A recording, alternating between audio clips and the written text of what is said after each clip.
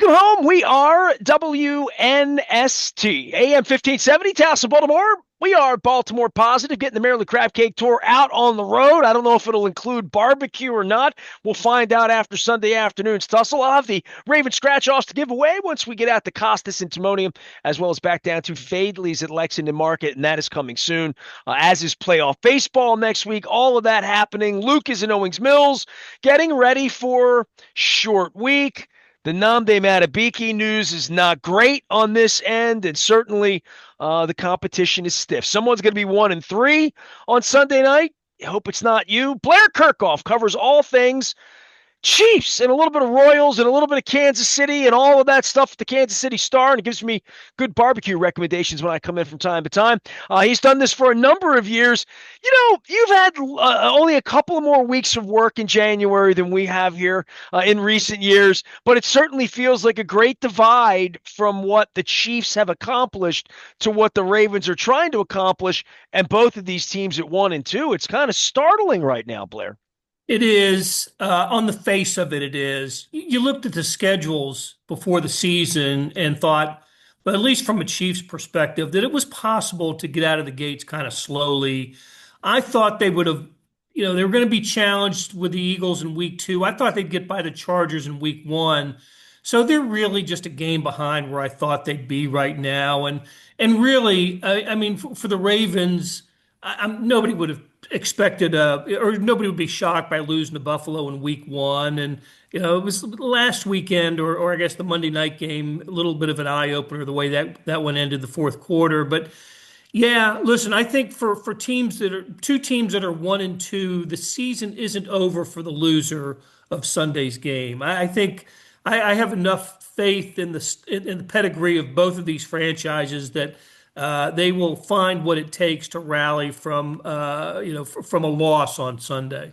Well, I think part of it's the narrative of last year where the Chiefs were the best team, but still not perceived very good and perceived as flawed. And in the end, didn't get the ring, but came as close as you want to have an opportunity to get the ring. Where are they now? And where are they 2, 3, 4 years after what was perceived to be the best operation around there?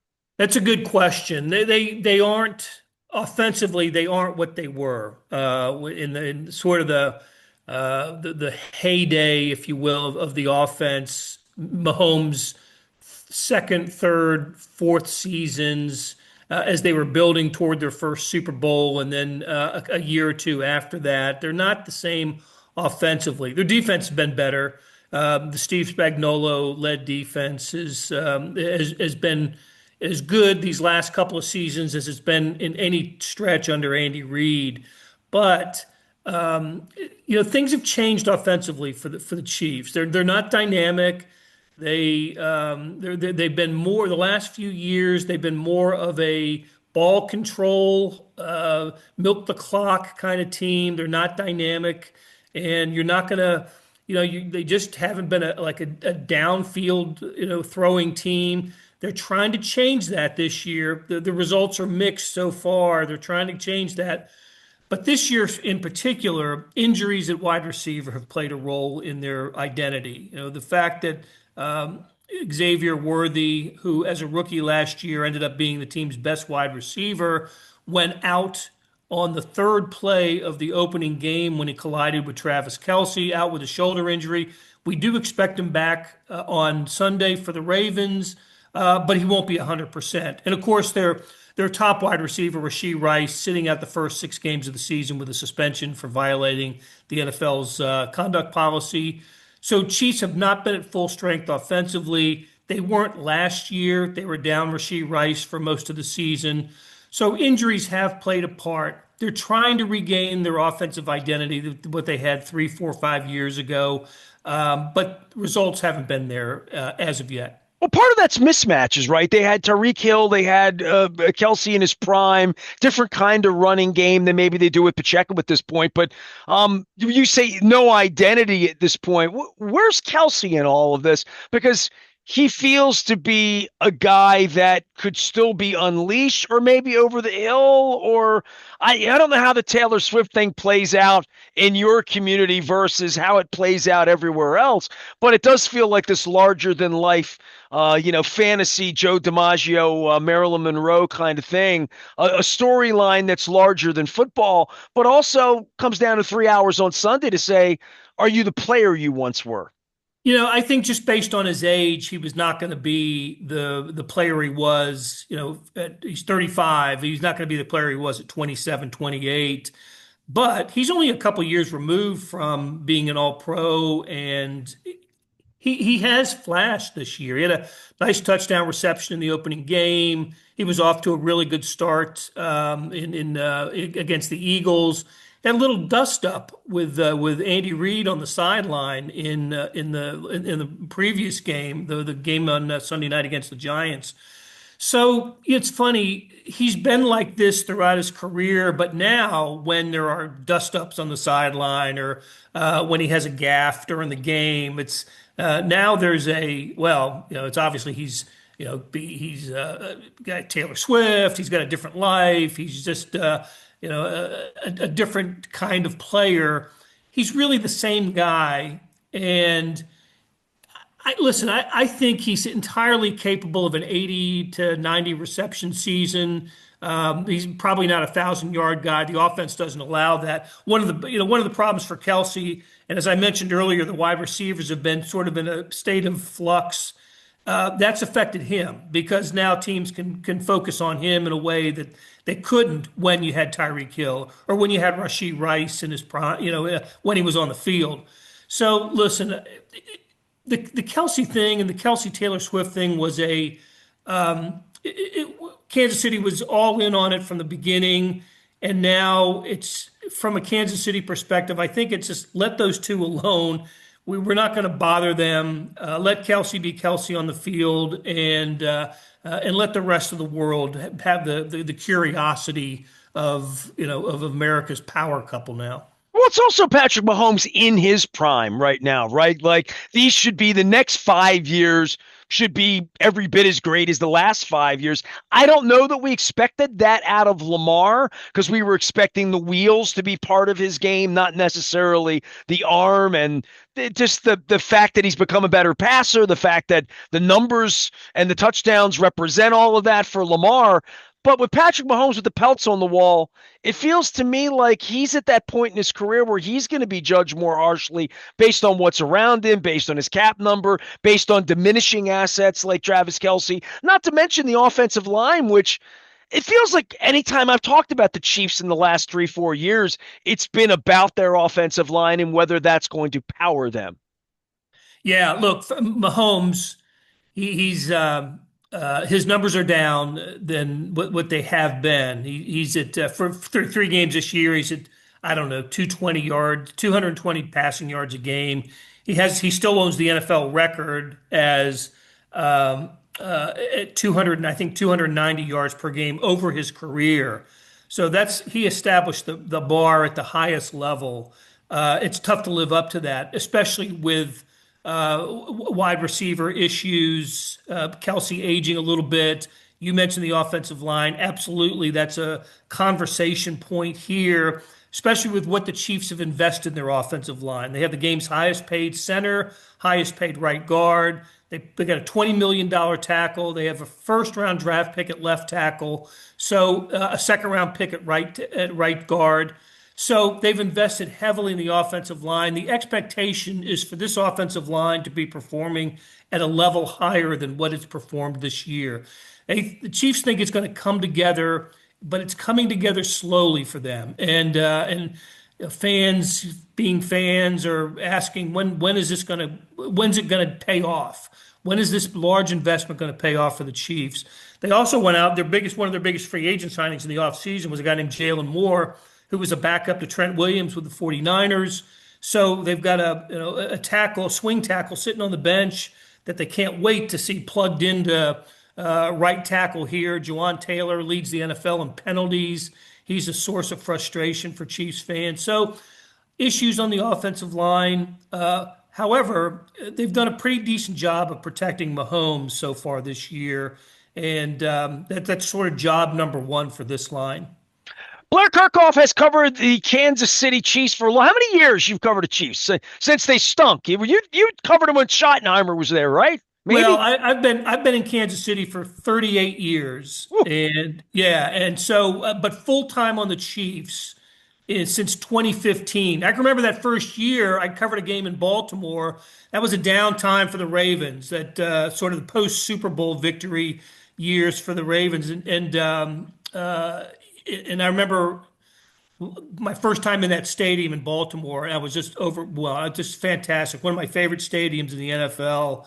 Always love coming to Baltimore. Love talking to you, Nestor. It's always great catching up with you. Well, I appreciate that, man. I like getting out there and eating your barbecue better than you like eating our crab cakes here. But we could swap them out. But I tell you what, when these teams get together, it feels like a little bit of Superman thing going on that Yeah. Mahomes gets into the phone booth and makes the magic happen. And at some point, and Lamar's gotten the better of him once, right? But for the most part, this has been like Lamar's lesson from the beginning, from the first year where Mahomes is doing the Jedi passing and all that. And then Lamar's winning MVPs or getting cheated out of them while Mahomes is holding trophies or at least losing Super Bowl Sunday. It has been a different pathway for both of them. And I go back to Andy and John and their relationship, and certainly Harbaugh and Spagnolo and their relationship, and what kind of players you bring into this. And I would have told you a month ago,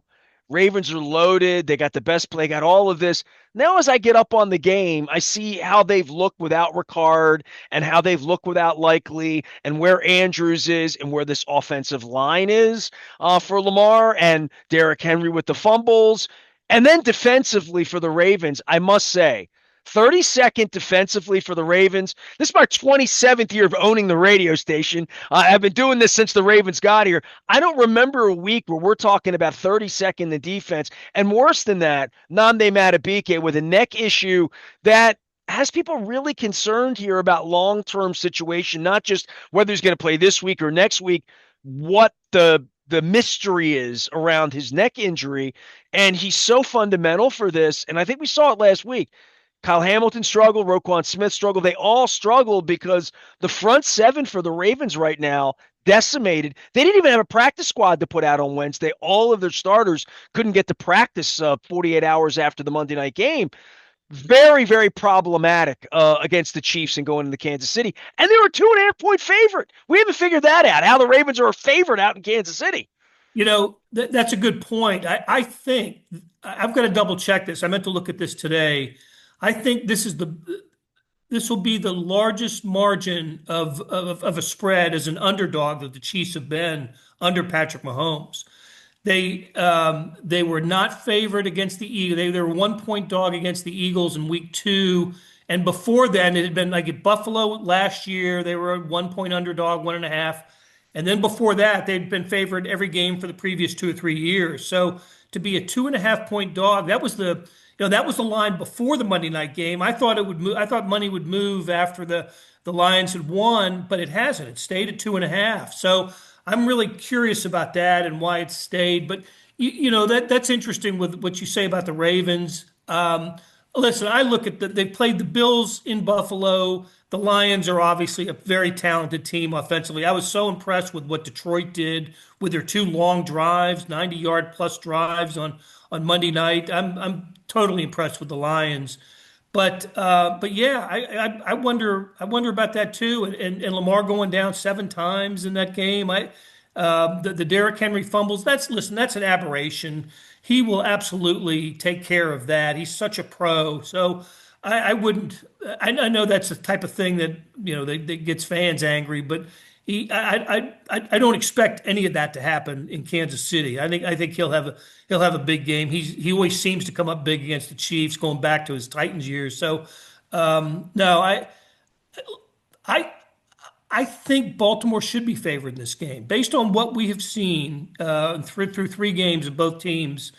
The Chiefs have put together one good half in 3 games. And that was the second half on Sunday night against a Giants team that's probably going to finish last in the NFC East. So I'm not convinced about the Chiefs yet. They've got pieces, and when you have Mahomes, you always have faith.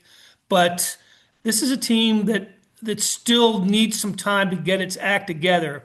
Having said that, in 2021 they started 1-2 and then 3-4, ended up 12-5. 2015, the first year I covered them full time, they started 1-4, finished 11-5, and went to the playoffs.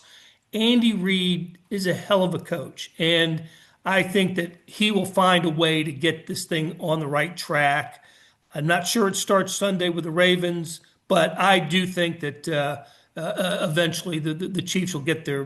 This will be a playoff team. I think both of these teams will end up in the playoffs. Here's Blair Kerkhoff. He covers all things for the Kansas City Star and all things Kansas City Chiefs. And we're getting ready for a huge football game. Defensively, Spagnuolo preparing for Lamar Jackson for this offense, as you pointed out, preparing for Derrick Henry, tackling all of that. Where is the Chiefs' defense in all of this? Because so much focus on Mahomes, so much focus on that side, and obviously Travis Kelce and all of that. But defensively, that's where Lamar gets his kryptonite. That's, at the end of the day, the Chiefs have matched up defensively much better against this offense than almost anybody else over the last 7-8 years. Yeah, I think Spagnuolo is a wizard and will game plan. Look, last week against the Giants, here's Russell Wilson who throws for 450 yards against the Cowboys in week 2, and against the Chiefs, he is so bad. He's at 160 yards. He was so bad that they're going to bench him this week. He's Jackson Dart's going to be the Giants quarterback. So Spags just took him out of the game, and that's what he can do. Now, listen, Lamar, we're going to talk to Spags about this today, and Spags will have the nicest things in the world to say about Lamar Jackson, and he'll be right. I mean, he is an unbelievable talent and is deserving of his MVPs. He is, he's had moments against the Chiefs that I can still remember. Like, how did this guy do it? The Chiefs, like most teams, will have a spy on them. I think it'll be linebacker Leo Chenal. He's done it before, but I've also seen Lamar Jackson juke Leo Chenal out of his jock strap a couple of times. So, well, the problem is you could stop him 48 out of 51 plays. It's the 3 that break you. Yes. Yeah, exactly. Absolutely. And yet Spags has had his moments against the Ravens. He's done a pretty, what was the AFC title game a couple of years ago? That was a kind of a master class in defense. So, that's where the Chiefs kind of quietly, the Chiefs' national identity is about Patrick Mahomes, it's Travis Kelce. It's, people remember the Tyreek Hill years. But the real identity of this team the last few years has been defense. And Chris Jones, Trent McDuffie in the backfield, Nick Bolton, the linebacker. That's where they have won games. And you mentioned last year, this was not a great Chiefs team. Ended up with a great record. They were 15-2 in the regular season. They won an NFL record number of one-score games, but they were able to stay in all these games because of their defense. And I expect as they begin to figure things out in the passing game and get their wide receiver straightened out, it's going to continue to have to be the defense leading this team over the next few weeks. Blair Kerkhoff is here from Kansas City. He has good barbecue. We have good crab cakes. We're certainly going to have good football in the late window on Sunday afternoon. Luke will have full coverage. Any breaking news happens first on the WNST Tech Service. That is all brought to you by Cole Roofing and Gordian Energy. Hey, man, I guess we'll probably get together in January. The one thing that I said to Luke earlier this week was that the strangest thing for where the Chiefs sit and where the Chargers are in the division and where the Bengals have evaporated in our division and the Browns can't and the Steelers probably won't, is that it feels like no matter the outcome, the Ravens probably are going to be a division winner on this side. And if the Ravens can bury the Chiefs at 1-3, it really means the Chiefs probably we're going to have a hard time winning the division, and that way this thing wouldn't have to go to Kansas City again. And I think in Baltimore we have this weird thing of how do we eliminate going to Buffalo? Well, you beat them week 1 and you hold a 3-touchdown lead instead of pissing it away. And how do you avoid Kansas City? Well, beat them or get somebody else to beat them or get them out of the way. But this really, from the Baltimore perspective, year after year, is how do you find a pathway in January to not have to go into Kansas City and see Mahomes, not have to go into Buffalo and see Josh Allen, and early on, being 1-3 on Monday morning for the Ravens would be devastating in that way. Yeah, you're right. And I like your breakdown of the North too. I agree with you that it's just, we were talking about Russell Wilson a little while ago. I wouldn't be surprised if he ended up in Cincinnati the way it's going there. Cleveland can't get out of its way with that group, still with a great defense. And the Steelers just, pencil them in for 9-8, 10-7. And, I know they play the Ravens tough always, but I think they're limited as well. Though Aaron Rodgers is different, a different component to the Steelers this year. We'll see what happens there. The Chiefs in the West have dominated this division. They've won 9 straight, or is it 9 or 10? It's 9 straight division titles. And one of the reasons is because they have always had the advantage at coach and quarterback over all the other teams in the AFC West. I don't think they have. If they have that advantage now, it's not as big as it used to be with Harbaugh and Justin Herbert in L.A. and then with Sean Payton and Bo Nix in Denver and even Pete Carroll in with the Raiders. The coaching in this division has gotten so good. The quarterback plays improved so much that the Chiefs can't count on going 6-0, 5-1 in the division every year, which has always been their big advantage when it comes to building the record you need to play home games in the playoffs. So, I wouldn't be surprised now to see the Chargers go ahead and win the West, keep that advantage over the Chiefs, and have the Chiefs, if they make the playoffs, have to start and stay on the road. Of course, a couple of years ago, that didn't. They went to Buffalo and to Baltimore and won the only 2 road games, playoff games in Mahomes' career, were those wins that year. So they've done it before, but it just looks like, especially if the Chiefs lose on Sunday, path becomes that much more difficult. Schedule eases up for them in the second half of the season. They get to play the Chargers in Arrowhead.